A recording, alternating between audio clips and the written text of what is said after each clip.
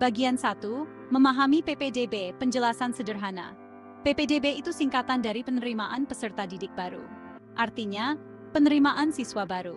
Nah, PPDB ini adalah cara sekolah-sekolah di Indonesia mengatur pendaftaran siswa baru. Proses ini sangat penting untuk memastikan bahwa semua siswa dapat mendaftar dengan cara yang terstruktur. Tujuan utamanya adalah agar pendaftaran sekolah adil dan transparan. Dengan begitu, tidak ada siswa yang merasa dirugikan atau diabaikan dalam proses ini. Jadi, semua siswa punya kesempatan yang sama untuk masuk ke sekolah yang mereka inginkan. Ini memberikan harapan dan motivasi bagi semua siswa untuk berprestasi. Sistem PPDB ini digunakan untuk semua jenjang pendidikan loh. Mulai dari tingkat dasar hingga menengah atas. Mulai dari SD, SMP, sampai SMA. Setiap jenjang memiliki prosedur yang sedikit berbeda, tetapi prinsip dasarnya sama. Setiap tahun, biasanya sekitar bulan Juni atau Juli, pendaftaran PDB dibuka. Ini adalah waktu yang sangat dinantikan oleh banyak siswa dan orang tua. Orang tua dan siswa perlu menyiapkan dokumen-dokumen yang dibutuhkan dan mengikuti proses pendaftarannya. Persiapan yang baik akan membantu memastikan bahwa semua berjalan lancar.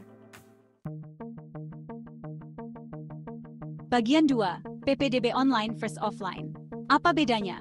Ada dua cara untuk daftar PDB online dan offline. PPDB online memungkinkan kita untuk mendaftar dari mana saja, asalkan ada internet. Kita cukup mengunjungi situs web atau portal PPDB resmi dan mengisi formulir pendaftaran. Cara ini umumnya lebih cepat dan efisien. Sedangkan PPDB offline mengharuskan kita untuk mendaftar langsung ke sekolah. Kita perlu membawa semua dokumen yang diperlukan dan mengisi formulir pendaftaran di sana. Pemerintah menganjurkan pendaftaran online karena lebih mudah dan praktis. Tapi, kedua cara ini biasanya tetap tersedia kok bagi yang membutuhkan. Bagian 3, menelusuri PPDB, panduan langkah demi langkah. Kementerian Pendidikan dan Kebudayaan atau Kemendikbud bertanggung jawab untuk mengatur dan mengawasi proses PPDB secara nasional. Mereka memastikan bahwa setiap langkah dalam proses ini berjalan dengan lancar dan sesuai dengan peraturan yang berlaku. Nah, ini dia panduan sederhana untuk proses pendaftaran PPDB. Pertama, persiapan. Kumpulkan semua dokumen yang diperlukan, seperti akta kelahiran, kartu keluarga, dan rapor. Pastikan semua dokumen tersebut sudah lengkap dan tidak ada yang tertinggal. Selanjutnya, pendaftaran. Pilih sekolah yang diinginkan dan daftarkan diri secara online atau offline. Isi formulir pendaftaran dengan benar ya. Jangan sampai ada kesalahan dalam pengisian data. Setelah itu, verifikasi. Serahkan dokumen untuk diverifikasi di sekolah yang dipilih atau secara online. Proses verifikasi ini penting untuk memastikan bahwa semua data yang kita berikan sudah benar.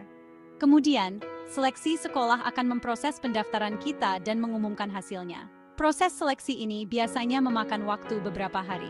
Terakhir, daftar ulang. Jika diterima, segera lakukan daftar ulang sesuai waktu yang ditentukan. Jangan sampai terlambat karena ini bisa mempengaruhi status penerimaan kita. Ingat, selalu cek situs web PPDB resmi atau hubungi sekolahnya langsung untuk informasi terbaru tentang persyaratan dan jadwalnya. Dengan mengikuti panduan ini, kita bisa memastikan bahwa proses pendaftaran PPDB berjalan dengan lancar dan tanpa hambatan. Semoga panduan ini bermanfaat dan membantu kita semua dalam menelusuri proses PPDB dengan lebih mudah dan efisien. Bagian 4, jalur PPDB menjelajahi pilihan kita. Dalam bagian ini, kita akan membahas berbagai jalur yang tersedia untuk penerimaan siswa baru.